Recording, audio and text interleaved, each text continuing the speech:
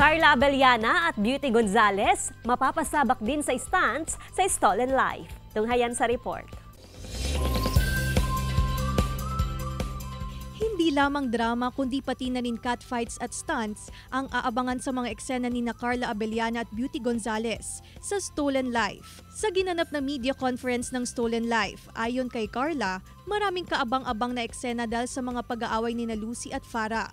Kwento naman ni Beauty ay nag-enjoy siya sa paggawa ng stunts. Abangan sina Carla Abellana at Beauty Gonzalez bilang Lucy at Farah kasama si Gabby Concepcion sa Stolen Life 3:20 PM sa GMA Afternoon Prime.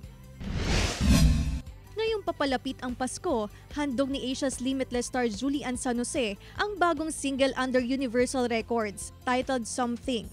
Ayon sa The Voice Generation coach, siya mismo ang nagsulat ng kanta para sa mga nag-aabang sa kanya. Pwede na raw itong ma-download sa iba't ibang streaming at digital platform.